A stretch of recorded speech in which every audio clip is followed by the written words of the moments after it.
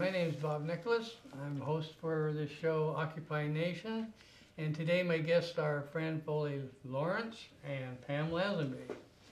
And what we're going to do is have a little discussion about the Occupy movement that's present here in Boise and across the rest of the nation. And I guess what I'll start off with is with Fran. About your background, if you could give us a little bit on that. Sure. My name is Fran Lawrence. I'm a veteran of the United States Marine Corps. My husband is a disabled Vietnam combat veteran. Together we've raised 4 amazing children and we are now grandparents. Okay, good. Pam, how about you? I have been a special ed teacher for the last 24 years and I have been active in the Occupy movement here in Boise. I don't have human children. I am very active with animal rescue, and I have rescued, rehomed, and rehabbed over 1,200 dogs and cats in the last 20 years. Oh, good, good. Fran, let's kind of touch on your philosophy about the Occupy movement, how it relates to youth. Okay. I believe America is an incredible country and I consider it a blessing to be born here. I'm proud to be a citizen of America. And I believe that the founders of this country meant for us, we the people, to keep watch and not let our guard down and to keep this nation great. And as a citizen, I have a lot of concerns now for this country. I see so many changes that have nothing to do with what the American people need or want. I believe these changes are changes that the founder of this country would never have wanted, never intended, and would have expected us to stand up, and that is why I support Occupy Boise. Okay. Fran, how about you? I mean, Pam, sound like. I agree 100% with what Fran is saying, and I became involved because of my concerns with the direction that this country is going. I'm extremely concerned about the corporate personhood. Money is not speech, and corporations are not people, and those are 2 of my biggest immediate concerns, that I believe our country is being taken over by the corporations that we've got. Goldman Sachs and Lehman Brothers, people who caused this financial crisis, are pretty much in charge of the financial picture in the U.S. government, and that's got to stop. I see. Fran, you mentioned a moment ago about the founders of the country. What would you think they were, along the lines of like maybe Thomas Jefferson or Washington, or who founded and wrote the Constitution in its present form and all, what part of the constitutional part would you think the founders would be, quote, up in arms about in regards to the way the financial situation is in the country today? Oh my goodness. Well, for one, Congress is supposed to be responsible for printing our money, Yes. and they are not. The Federal Reserve is, and the Federal Reserve is a private entity. It's as Federal Express. So that's a big problem, and that's been going on since 1913.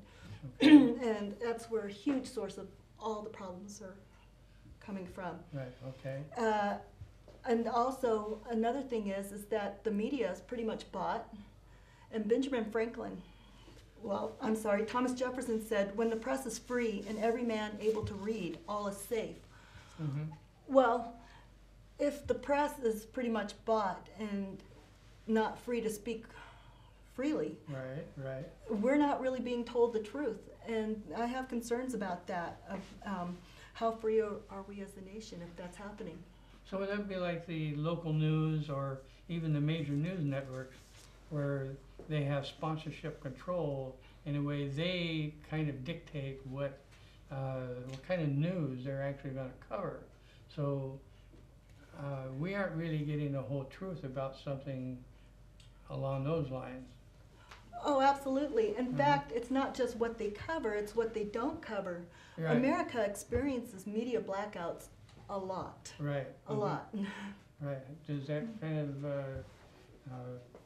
do you see anything along the lines of what she's describing? Oh, that absolutely, yes. absolutely resonates with me. Mhm. Particularly Ron Paul. I believe there's been, I Yes. know for a fact that there have been whole media blackouts of Ron Paul's campaign and his Uh-huh. messages. And while I don't agree with a lot of things, I think that if we're going to be forced to have a Republican president next time, I think he's closer to what we believe in than certainly Romney or Santorum.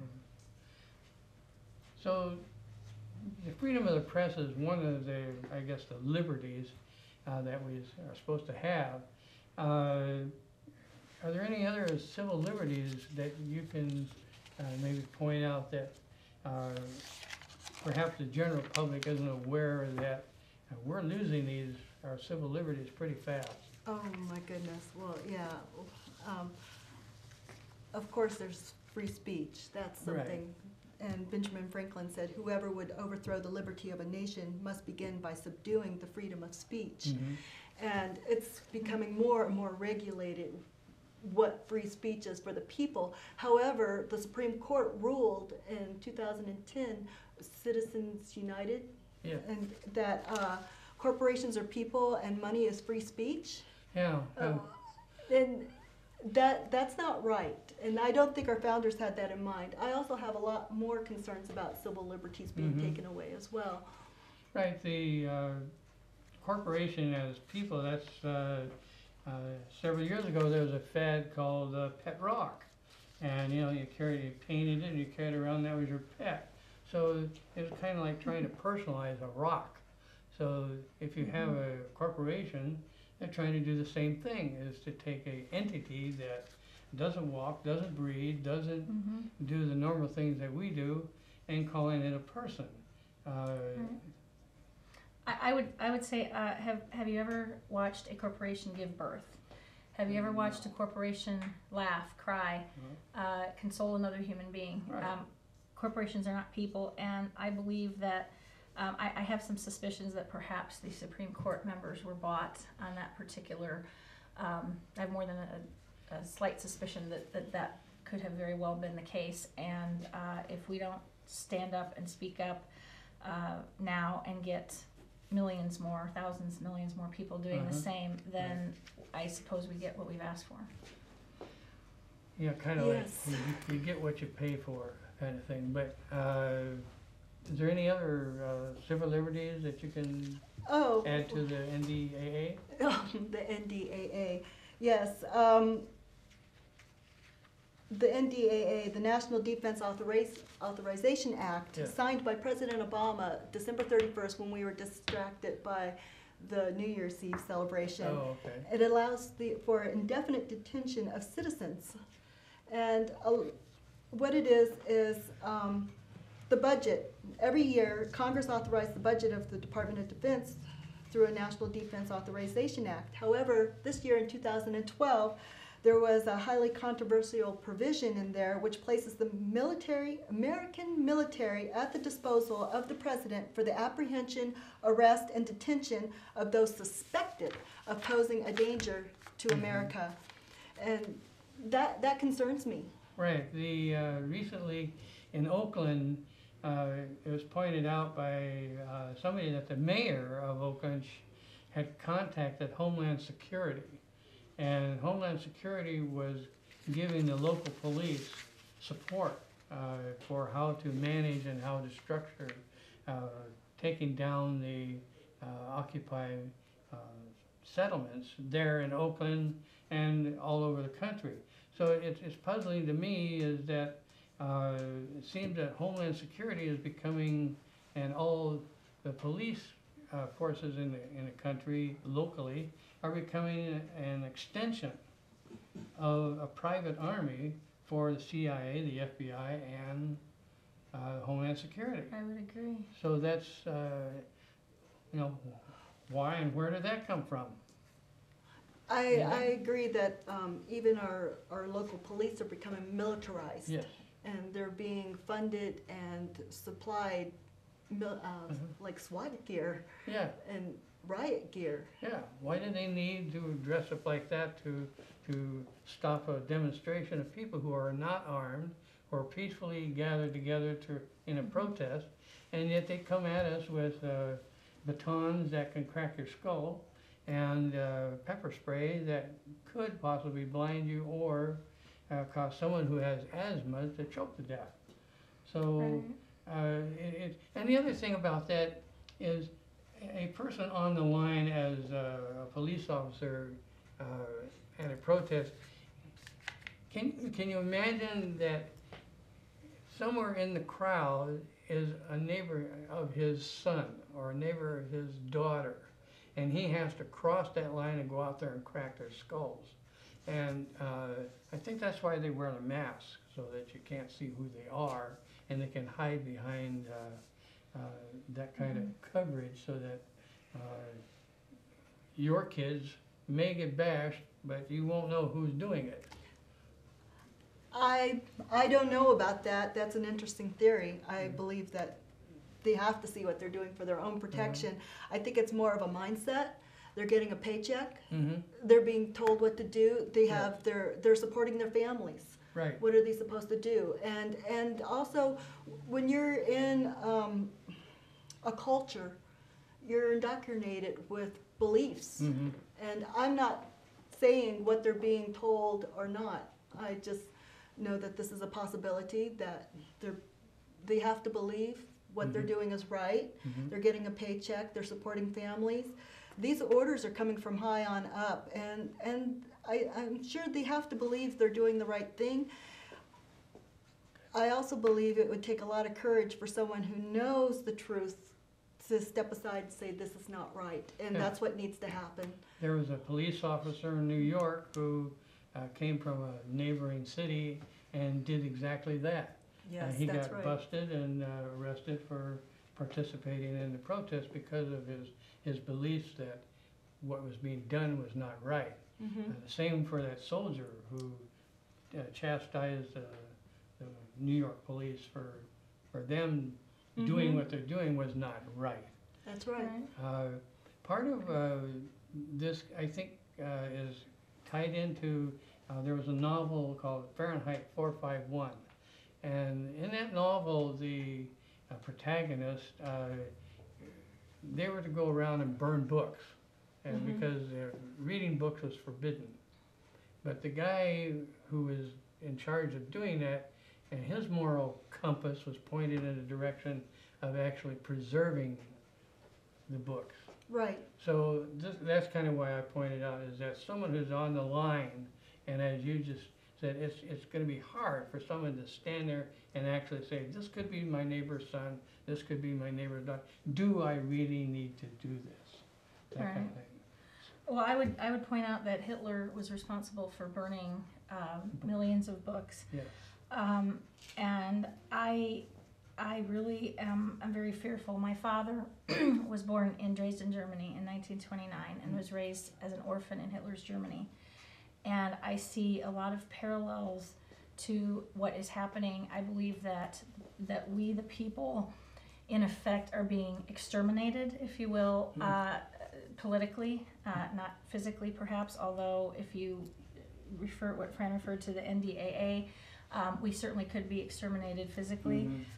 This act allows anyone to take away any person at any time with no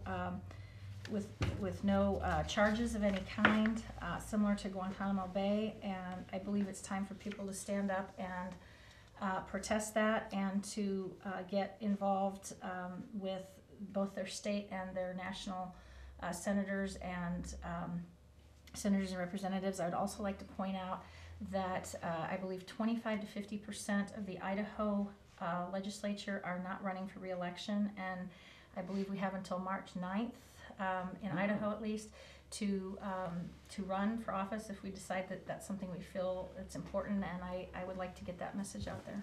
Right, and the problem I have with that is that the notification for that kind of came along 2 weeks before it's due.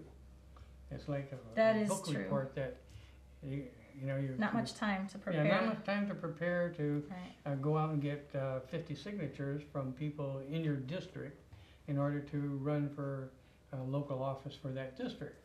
Right. You might know 50 people, but I don't know if you can go out and get the 50 to sign it. Most people don't want to sign anything anymore. And, I'd like to see something oh, about, sure. that seems real extreme about extermination.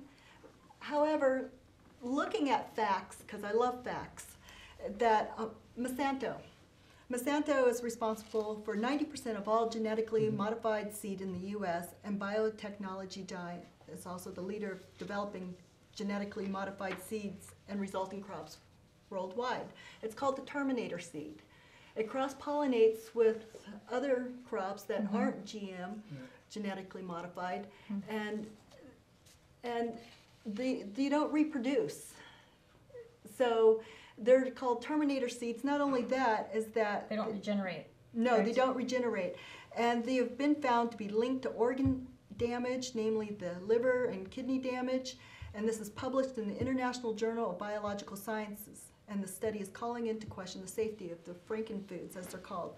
Now, the reason I bring this up is because President Barack Obama, what he has done is recently appointed a former head of Monsanto as the new head of the U.S. Food and Drug Administration. And right now they're using like the FBI to target, harass, and incarcerate Amish communities because of their homegrown food. And it seems that we're having no choice but to eat the food that Monsanto puts out. And look, even recently the U.S. government has labeled anyone who stockpiles more than 1 week's worth of food a potential terrorist. That goes back to the NDAA. All you have to do is be suspected. And 1 week of food, you said? 1 week. 1 week, then I think we're all terrorists. By that definition, I think pretty much anybody who has a week's supply of food in their pantry must be a terrorist. Well, This is outrageous. we're supposed to get ready for the pandemic. That it's not. Is it going to come? It's when is it going to come? It's being manufactured right now. Well, I don't know about that, but I don't know. What I'm saying is, to be responsible for your family, you should be prepared if there is a pandemic or a natural disaster, because the stores will be closed. If there's a pandemic, people won't be able to go to work the water, to work the stores. So why put Americans in that position? So pandemic, and as I thought was related to more towards disease as opposed to, you're thinking that because Monsanto is having these modified seeds and everything, that a pandemic of death is going to occur because No. of people. Oh, okay. No, I'm just saying, I'm look at the control that America's having over Americans' choices of food to grow. It's against the law in some states to grow your own food. In your backyard? Yes, You can't have a backyard farm. yeah, in some Oh, states. And Really? also to collect rainwater, it's against the that's law. right. Rainwater is not. Wow. Yeah. Yes, can't and do then that. raw milk is a huge issue. In California, a SWAT team came and raided a co-op because they heard that they sold raw milk to someone who wasn't a co-op member. So the FDA, excuse me, also keeps it from our knowledge that walnuts are healthy for us, that cherries can cure arthritis. They told Diamond Nuts that they could not put on their packaging that walnuts were healthy for your heart because they had omega. Pecans, Three? pecans, that. But look at potato chips. They're called heart healthy. And recently, yeah, this I've learned of gentleman of the head of the FDA had pizza deemed as a vegetable. Ketchup. I believe President Reagan declared that ketchup was a vegetable. Oh, vegetable. That's right. closer than Yes. pizza. So Okay. So is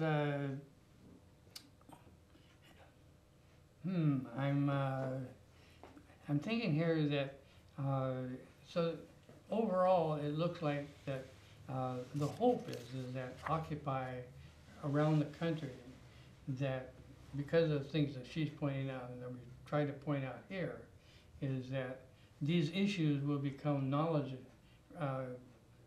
among everybody. But most people out there are still wondering what Occupy is all about, other than some financial things that the banks have messed things up. these issues here, I don't think are becoming common knowledge. Well, I think Occupy has struck a nerve, and that's why the police are being sent after them. I think that's why the media blackout on them. That's why the bad media, because they're hitting on something, Yes. and it's going to the root of the problem, and that's why they're getting the bad press or no press. And of course, yes, there are things that happen that are not good, but that happens with every group of person, Right. especially when you're out in the open. Anyone can come in and do anything and be associated with your movement. But the thing is the banks are not happy with it, with the Occupy, because I think Occupy points right to the banks with the financial crisis. And I suggest that for anyone to watch the documentary, an Academy Award winning documentary, Inside Job, and it really explains what happened. It was criminal what the banks did to America. And Kind of And like, corporations as well. Yeah, I think I just point out, I'd like to point out that the police are part of the 99% when they're not in uniform. right. I mean, most police make a very modest salary, about in the line of what teachers make, perhaps less. And so when they are not in uniform, when they are fathers and mothers and people in the grocery store, they are part of the 99%. And I don't know if they've even thought about that, or if they even realize that that is the case. And so the other thing I would like to encourage people to do, in addition to seeing the Inside Job movie that Fran just referred to, is to have showings in your home.